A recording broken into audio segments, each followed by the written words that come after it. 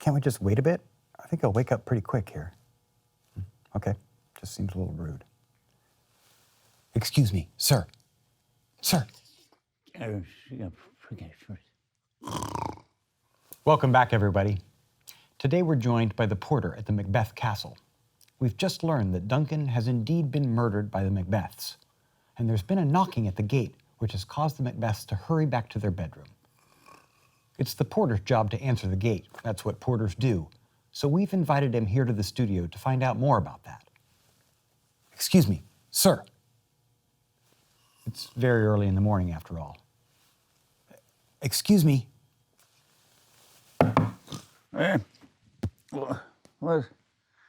What's with the knocking? Oh, I'm sorry. I was just trying to... If a man were the doorman at the gates of hell, he'd be opening the door constantly. Yes. Well, there are a lot of sinners in the world, aren't there?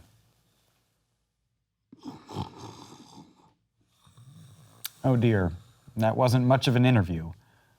Though, I suppose it's interesting that he would mention the gates of hell just after the Macbeths have committed the worst crime imaginable, regicide, the killing of a king.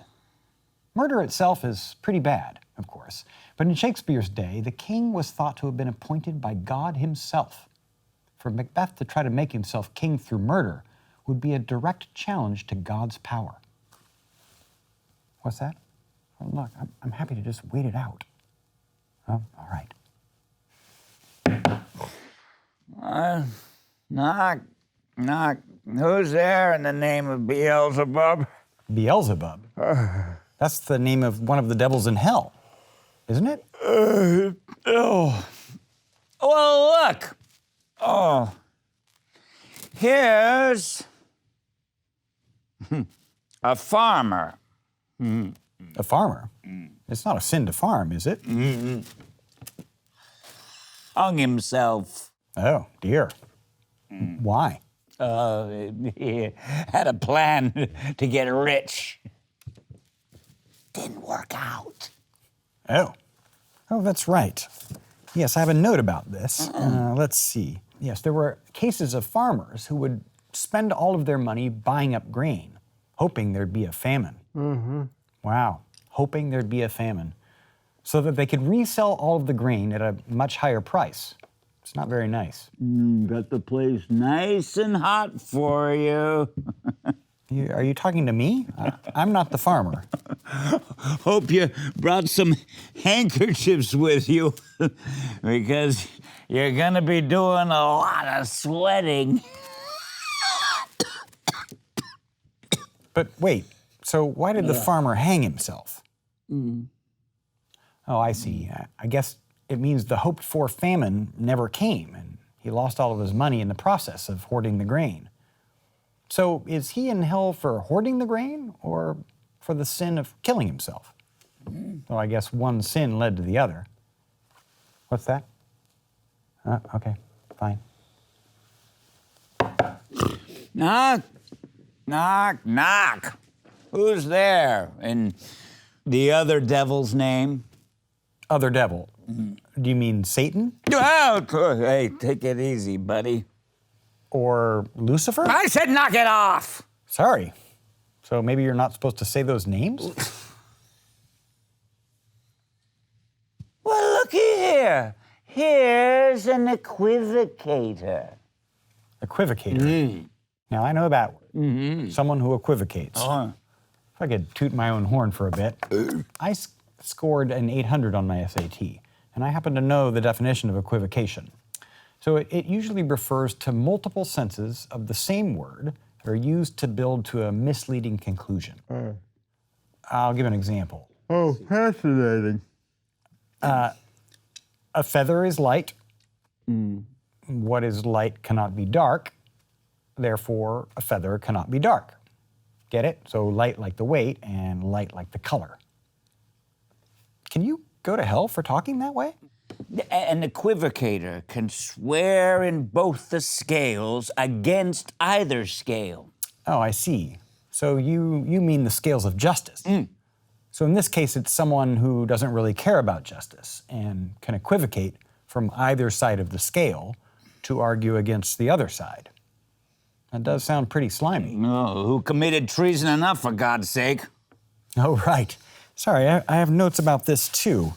You're referring to an actual case that Shakespeare's audience would have known about. So there was a Catholic priest who got involved with what's known as the gunpowder plot. The one? It was a plot to kill a Protestant king, which I suppose is what he meant by treason for God's sake. But so then he gets caught by the Protestants and he tries to equivocate his way out of the charges because he thinks it's okay for priests to equivocate. He could not equivocate his way to heaven. Well, yes, I suppose it would be hard to trick God with bad logic. Well, please, come into hell, equivocator. Who, me? Oh, no, the feather bit, that was just, that was an example. Isn't it interesting that he would use that example about someone trying to kill a king? And equivocation seems to be popping up a lot in this play, at least in the sense that you can't always tell what words mean. You remember Macbeth's reaction to the prophecy of the witches, for example. Could be good, could be ill. Macbeth seems to struggle with this kind of problem a lot. All right, already. Just making a little point. Thought that was my job. Knock, knock. Who's there? Oh, here's an English tailor. A tailor? What's he doing in hell? Oh, he's stealing out of a French hose. Oh, right. I read about this one, too. I guess French tights were kind of baggy, so this tailor would steal some material from French hose to make some extras and therefore cheat his customers. Well, that's kind of interesting. It's kind of like equivocation again. His customers would think they were getting French hose, but they wouldn't really be. Come in, tailor. Here you may roast your goose. Roast your goose? What does that mean? Wait a second. I think a tailor's iron was called a goose. Is that what you mean? Like make your iron hot? Yeah. Well, so that's a clever thing to say. Clever because roast your goose then means at least two different things at the same time. You know, if you think about it, a lot of humor, puns for example, depend on this equivocation business, on certain words meaning more than one thing at the same time. So even equivocation itself can lead to laughing or go straight to hell. I guess it depends on what you're trying to do with it. I know. It's not my fault he keeps falling asleep. Knock, knock. Will this knocking never stop? And Who are you? Me? I'm not a visitor to hell. I'm just the interviewer. Enough already. This place is too cold for hell. I'll devil porter it no further. I had hoped to let in all the professions.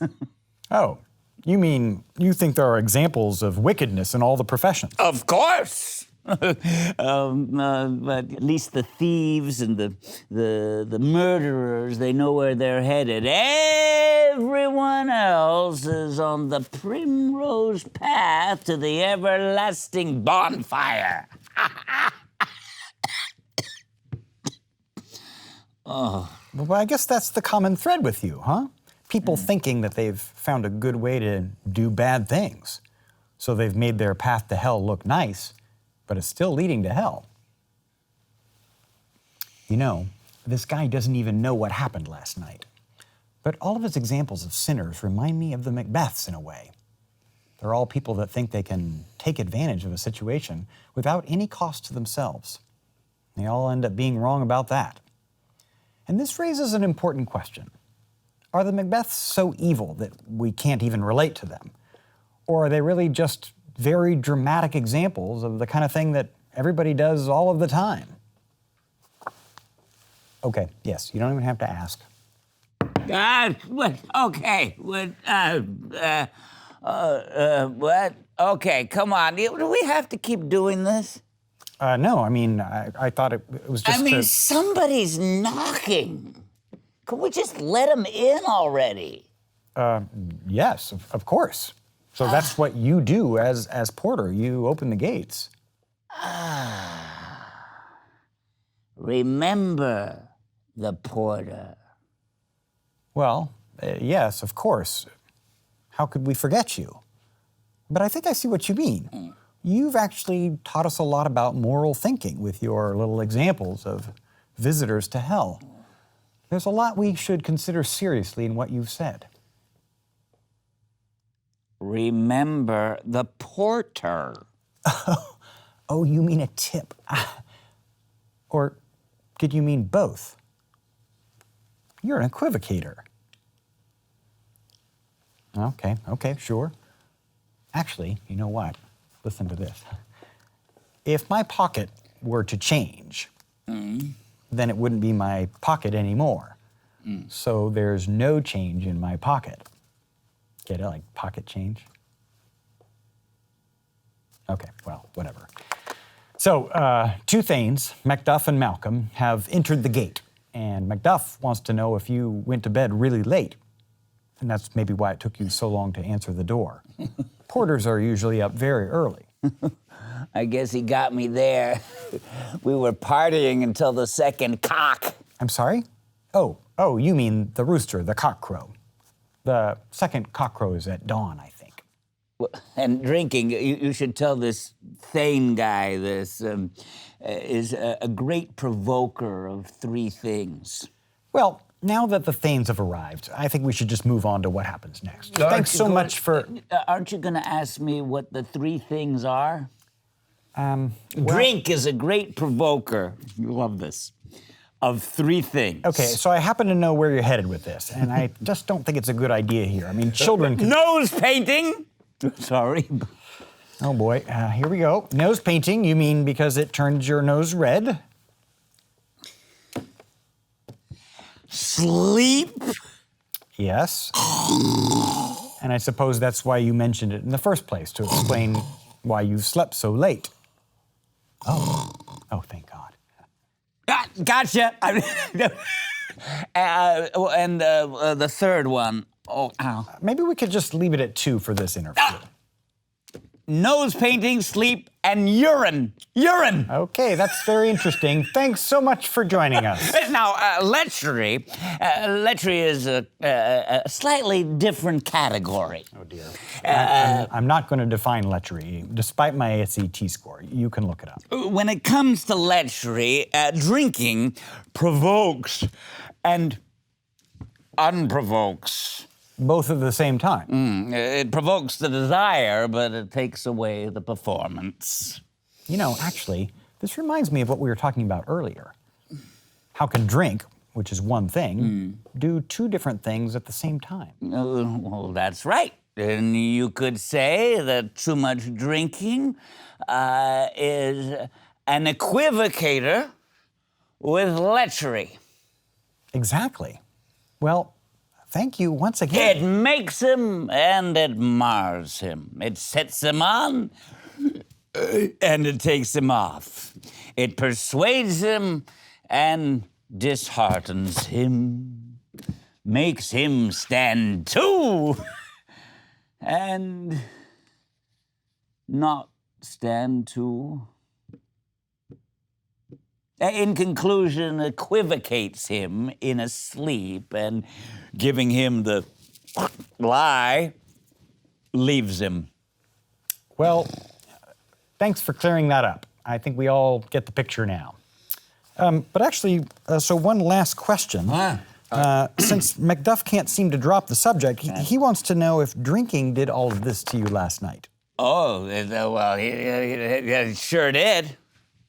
Why, he had me by the throat, but I fought back, and though he had my legs a bit wobbly, and like a good wrestler, I threw him up. I might still have some on my chin. Yes, that would explain the smell. Well, so it's at this point that Macbeth shows up to greet the visitors. Oh, better make myself scarce.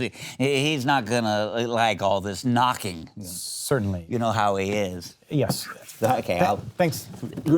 Thanks for joining us. Yes. This. Yeah. Again. Ooh, he hit the. That's not the. That's not the way. It's just This. just right up. Yeah. Okay. Thank you. Thanks so. Yeah. Just right.